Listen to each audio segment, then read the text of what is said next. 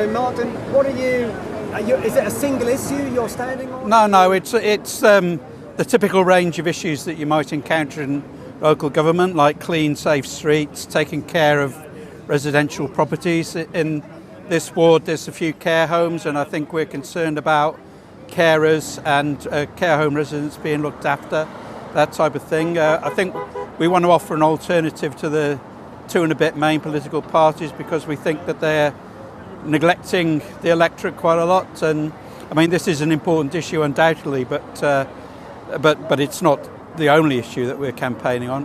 However, I do hope that it will get us a few votes. I hope people will register their disapproval on the issue. I think you're getting a lot of beeps. People are definitely beeping when they see your signs. Yeah. But does it not also make the argument for the opposite case, in that you don't want all this traffic through all these beautiful streets through there? So if you have the here rather than in the quiet bits, so why in the noisy bits? That's what I'm trying to say. Well, I think if you go to parts of the quiet bits, you'll find backed up traffic. So it's not quite that straightforward, unfortunately. I went yesterday. Right. So people were saying after Easter, you should measure this. Yeah. Because that's when the backed up traffic will be. Right. I went out yesterday evening and yesterday morning, and I would say it's quieter. Right. And I live in a residential street which has had car traffic channeled to it. I mean, it's always been quite a busy street, but now I think the council decided that's okay to send it down there. And so now mind me asking you whereabouts? It's called Sandyford Road. Right. And it's just another block back. Oh, so the main road that way, basically? It's a main road, yeah. I mean, it's the old road.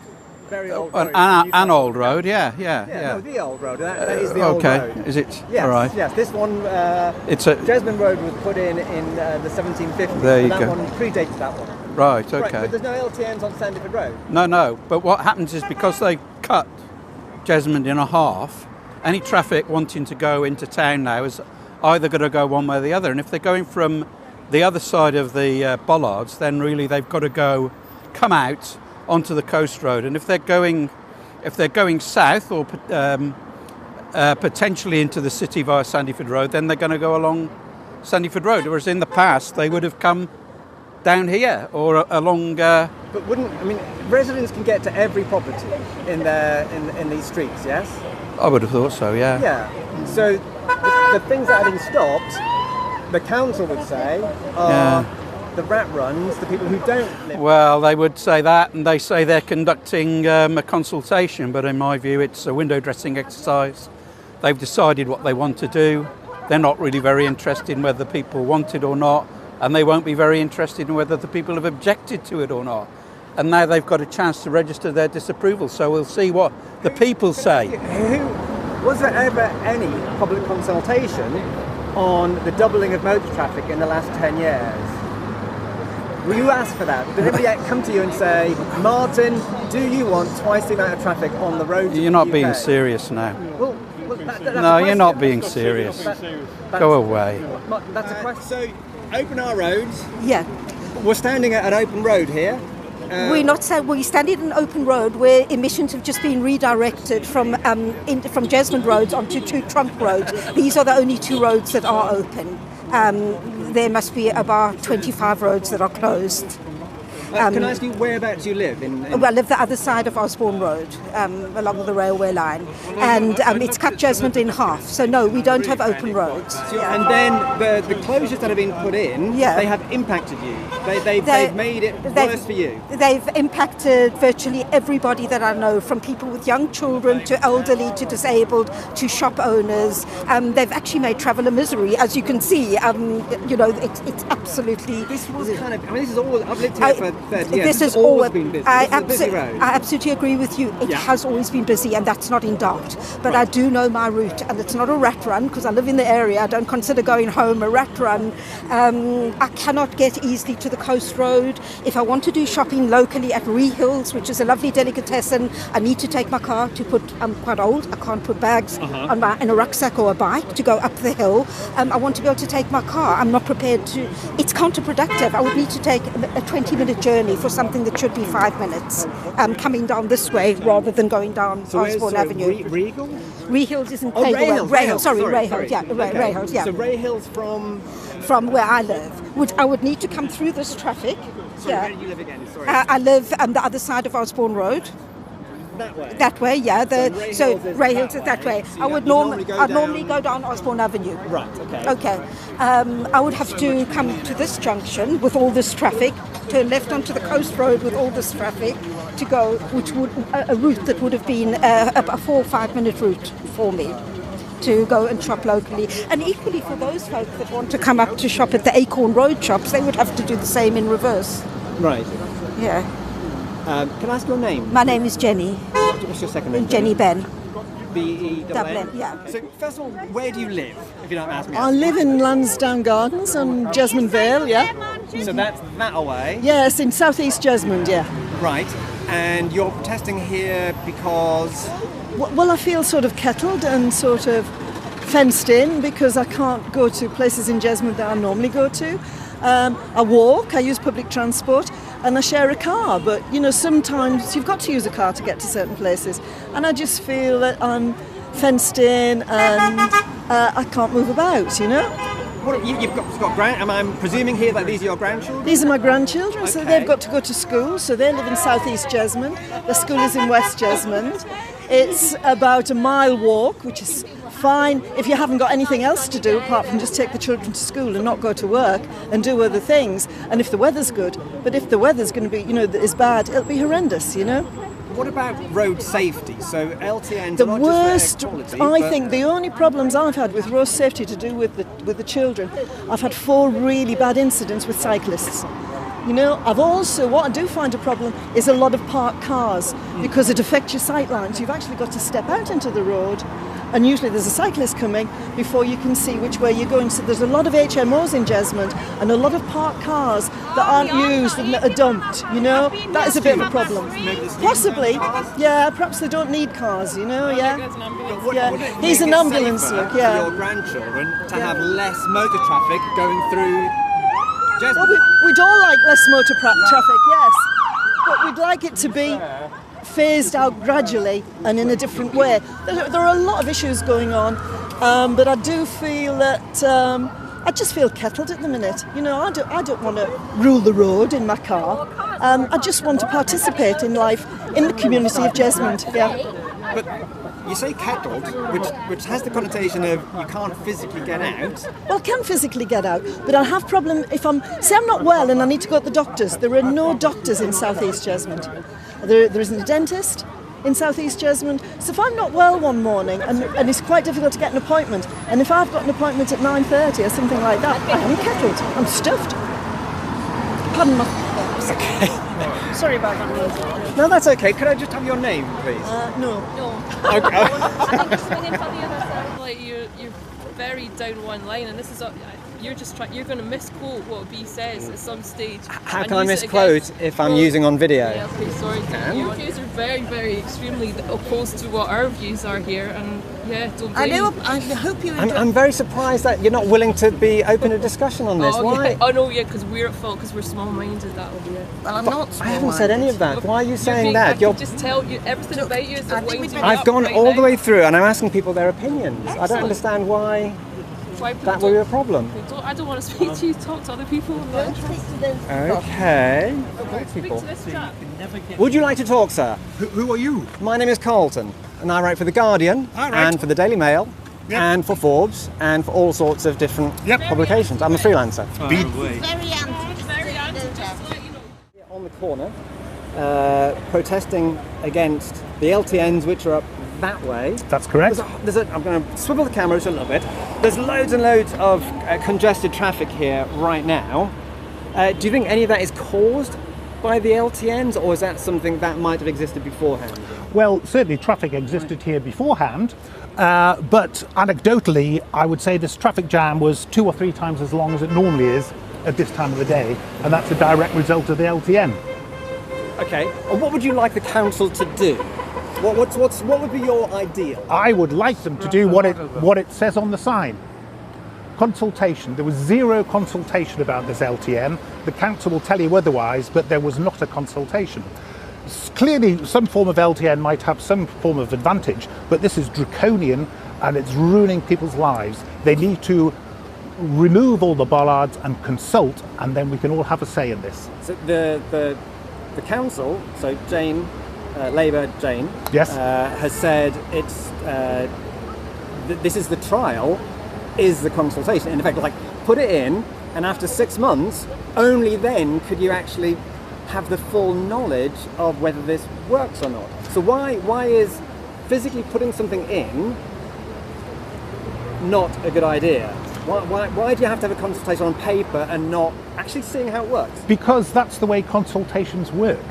You actually ask people in advance for their views on perhaps 3 or 4 different alternative schemes. You don't impose one at about 5 days' notice and then consult during the process. That's not a consultation, and the council are in breach of their statutory duty by failing to do so, and they know it. Can I ask your name first? I should ask Rex Winter. Winter. Rex Winter, yes. Okay. Rex, so basically 30 million cars 10 years ago, and we've now got touching for 40 million cars. So how are you going to fit all those cars, not all of those cars, but there's an increasing number in Newcastle and in Jesmond, how are you going to fit them all in to a finite road space that we've got here? Well, Newcastle City Council's answer to that is to fit them all into one road and have them standing stationary for hours on end. The way the system worked before, where there were a number of through routes available, it dissipated all of the traffic, it dissipated all of the fumes. So you may well be right in your estimate of how many cars, more cars are on the road, but they're all here in one spot, and that's unacceptable. But the council would say that's to put them onto the roads that are in effect designed for that much motor traffic, and if you dissipate, you're dissipating by putting motorists are going through residential areas. Many people are cutting through from there to there to probably get through to Gosford, not even going to Jesmond. Well, they're cutting through there to get onto the coast road, and the council haven't yet released any data to us about what type of traffic was used in the rat runs previously, so they're guessing. That's possibly why they haven't bothered consulting, because they don't know how to do their job. So if they're not consulting, and if they often say, you know, we don't have referendums, these aren't referendums, these are consultations, you then do that at the ballot box, because we are a democracy. So would you advocate that you vote, 4th of May is coming up, that you vote out the Labour councillors that are trying to do this? Absolutely, if they had a different stance, because the councillors don't necessarily have to follow the party line from the civic centre in Newcastle, but absolutely, unless they're advocating a proper consultation, I won't be voting for them, and I would encourage other people not to either. So we have Early hours of the morning, no consultation, came and erected barriers. And whereabouts do you live in Jesmond? I wouldn't like to say. Roughly. Yeah, I'm not after your physical address, just roughly. Heaton. Oh, you're in Heaton, okay. Yes. So that also has some low traffic neighbourhoods, yes? It has, but that doesn't affect me as such. Right. So why are you protesting in Jesmond? Because my doctors is at Jesmond. Right. They're the Nuffield Hospital, Yes. my hairdressers. There's people in the family work in Jesmond and in the leisure. And Can I ask your name, please? no, Why not? because you cannot. I don't understand why people aren't giving their names. Because of trolls. Right. Yeah. Online. Yes, because of trolls. Right. Yes. Okay.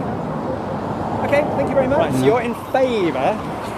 We can walk. As soon as it goes green, let's go. Yeah. You're in favour of the LTN. So why are you in favour? I'm in favour of the LTNs because it's really important that things are improved so that people can walk and cycle more easily. It's important for my kids. We cycled as a family along Osborne Avenue a couple of weeks ago, or last week, to go to Heaton Park. We just wouldn't have done that if before the LTN. There's no way you'd catch our family on bikes on that road. Let me ask you where you live.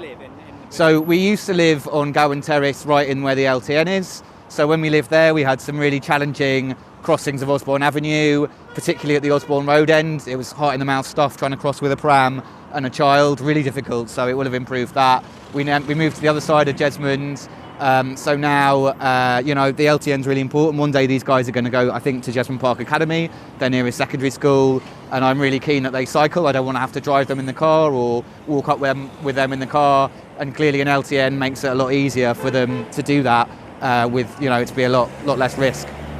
So the protest that they've got, oh sorry, there's a green, Do we do it? Oh, we'll do it, yeah.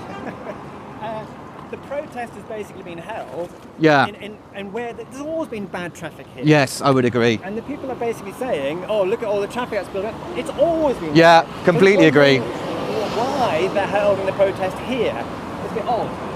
And maybe they're afraid of holding it in a nice quiet place. Right, yeah, that's true, yeah, I see what you mean, yeah. So there's a load of traffic here, and, you know, that's where all the cars are, but we're not seeing, you know, Osborne Avenue where there's no cars now, and it's a really pleasant place to walk and cycle. I mean, just think about Jesmond Road that was shut. The council decided it had to take action to shut that road. You walk up there now, there's cyclists, there's dogs walkers, there's children, there's all demographics of people who live in Jesmond and who don't live in Jesmond that really enjoy using that road now. You know, great access to the Dean, what an asset that Jesmond Dean is to Jesmond and to the city. So, you know, having access to it without cars from that east to Jesmond, I think is a fantastic thing. I guess I was a little bit interested. I was interested in who is so in favour of, so anti the LTNs that they want to come down and you know, block pavements and kind of demonstrate about it really. So. Could I ask your name? Are you okay to go on with your name? Dan. Dan Perry. Okay. Thank you very much, Dan. No problem. Are you from Newcastle? Are you from Jesmond? Yeah, we're standing as councillors and they'll come to elections for what we're here to vote. You think 15 minutes, is that a good idea? I'm just asking questions. I'm a journalist. So which party are you going to be standing for? Freedom Alliance. And what's that, if you don't mind me asking? Sorry, I don't know. We can't be we thought we're independent, but because we're under the banner of the Freedom Alliance, but basically it's a group who are trying to raise awareness of the controls that are coming down the line. So this is like the 15-minute cities, and what else? So what else are you worried about? CBDCs. Sorry, what's that? Central Bank Digital Currency. Didn't know that, Digital sorry. IDs. Right. Well, you know, the Bank of England are involved in all this. It's going to be, you know, the International Bank of Settlement are going to control the digital system, and it'll be voucher based. It's like 1984 on steroids what's coming down the line, and we're doing this for young people like yourself. I'm not young. Well, yes. Trust me, I'm not young. I mean, we're running. If they were really serious about the 15-minute cities, there's a lot. Be putting There's a lot of things on there. Right. Is that you, is it? That's us too. And you're standing where, sorry? We're standing for our local ward, which is Walkergate. Right. We live in Walkerville. Right. And I'm standing in Walker. Have you ever stood before, No. Steve? No. So that you feel very strongly about this, so strongly you're going to be standing. Strong. Yes. You've had to pay for a deposit? No. To pay, or do you not pay for? You don't pay. All right. Obviously, we're paying for leaflet and everything, you know, and it's hard work pounding the streets. Can I just ask who you're acting for? I'm a freelance, and I write for the Daily Mail, the Guardian, Forbes, whoever pays me, basically. Right. I'll write for anybody. Right. Okay. So do they tell you what they want you to write? No. I didn't even know this protest was on until about 2 hours ago. Somebody said it's on. We just found out about 3 hours ago. And so literally I've just come down and I'm just asking people questions, and I don't know what the angle is, whatever. Right. Well, This is a global agenda, the C40 cities. Have you heard of that? Yes. Of which yes. Cons the chair of that. Sadiq Khan in London, right? And the plan all along was to introduce pay per mile motoring, you know, like so. But they've got the congestion charge already. Yeah, they've had that for quite a while. Extended out to the M25. That's the ULEZ. That's right. But the plan all along, plan overall is to have people pay per mile. Right. Because you know that they don't want private ownership of vehicles beyond a certain period, you know. It's all part of private ownership of vehicles. Yeah, have you not come across the Sustainable Development Plan? They want to phase out, the EU wants to phase out internal combustion engines. I'm not too sure about when you're saying the EU want to do that, you're not thinking it's the powers above that there are. Well, no, I mean we might not do it because I think the UK government is still doing that anyway. I don't think that the UK government have got any say in anything. They're told It's what the to do. bankers who are in charge of The everything. G20 meeting of all the countries' leaders. There was 2 unelected people there telling these leaders what they had to do. The 2 unelected people are Bill Gates and Klaus Schwab. And you must be aware Klaus Schwab. Klaus Schwab is head the of World Economic Forum. Yeah. Yes, yes. So then basically all the unelected people, businesses and all the big businesses, and we fear that all small businesses will be phased out, they'll be priced out, they'll be, and the control of people, it'll go back to what I was like when I was young, that you didn't really have much and you never travelled anywhere, because obviously that was a dream. To kind of, I never got any further in Edinburgh by the time I was 18. So I kind of I can see. So why does the World Economic Forum and Klaus Schwab and Bill Gates, why do they want to have no small businesses? What's in it for them? What's in it for them is, it's total control. I mean, do you believe in the climate crisis? Yes. Right, well you need must have to looked... do some reading then. You must have looked back at all the people who forecast doom, even our future king, dare I say, in 2019 said we only had 18 months. Right. And you could answer a question for me now. Why would all the global elites, the very rich people, be buying seaside property, beach house properties, if the oceans are going to rise that much? It's all cyclical. All the data that these governments give out is doctored to suit themselves. The real people who know about science, about all this COVID hoax, dare I say, and them are all suppressed. So why... people who are opposed to COVID vaccines and what have you, opposed to, say, climate change opinions... There's no such thing as climate change. Climate's always changing. It's always changed. Right. See that thing in the sky? That controls the climate. Yeah. If you CO2 is released from the ocean about 600 years later, so whatever the temperature is, 600 years later, the CO2 level... Do you think if CO2 changes from 0.04... we're going to be in... See, I'm not a scientist. Right. I just trust the scientists that are lots of scientists who say this. Stop trusting them because they're all being paid. What the agenda is get people believing that there's a crisis and then they'll just do anything. A bit like the COVID, tell them they need a vaccine, otherwise that we want it a professional meeting of all the medical people in Leeds. And there was a little girl there with us standing against it, trying to warn them about all the vaccine damaged people that nobody's been told about, that's now starting to come out. There was a little girl, and in this queue, she said, why do I need the vaccine? And one of these doctors turned around and said, otherwise you'll die. For a 6-year-old girl. But I'm trying to work out, what's in it for them? What's in it for the WEF if they do that? It's a bit like a puzzle, isn't it? You've got to work out. But what is it? You tell me. What is it? What is in it for them? They want to reduce the population. Right. And they want to be able to control everybody else who's left. You need to have a look at the Agenda 2030 and the sustainable you'd probably be aware of them. Yeah. Yeah, and some of them look good. 15-minute cities, the idea looks, yeah, if everything was on your doorstep. And I mean, I like cycling. We like cycling and walking. But not everybody can cycle and not everybody can walk. Yeah. Oh, thank you. Can I have that? Yeah. Thank you. You know, why don't you do what the Scandinavians do and get a chip in your hand? Because that's the next step, Okay. So why...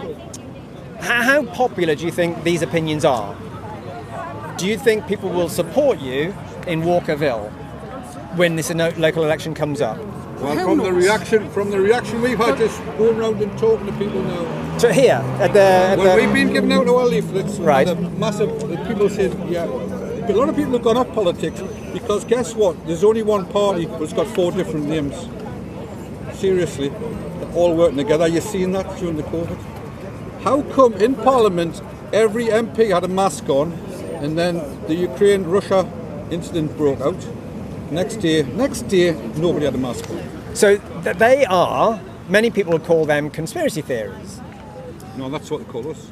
So why What do you think when people call that a conspiracy theory then? I think it just shuts down an argument. It's a shortcut, like when you were a kid, you know, and you couldn't win an argument, you just kind of called somebody.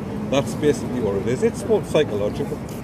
So what, say 20 years ago, you weren't believing some of these things? No, we were told. I only woke up in the 2020 of the summer when they brought in masks. So it was COVID basically has awakened you? Yeah. Right. Yeah, awakened with a vengeance, I've got to say, because we've never stopped looking at stuff now, and we've learned a lot in the last 2 years. We would never have had any intention of... Because let's face it, when you're young and you have a family and all that, you're on the hamster wheel and you haven't got time to breathe, you know. So you got kids? Yeah. What do your kids think? On our side, it's absolutely fantastic. And what do you hope to achieve today with all these people here who are standing? We just heard at the last minute, like yourself, about this, and we know it's an issue because people who live in this area, instead of taking 10 minutes to get to work, it's now taking an hour. Simply because they're channeling all the vehicles onto a few streets, so you're getting massive tailbacks, and that means you're getting more pollution if you really believe that combustion engine is really harmful, which I personally don't.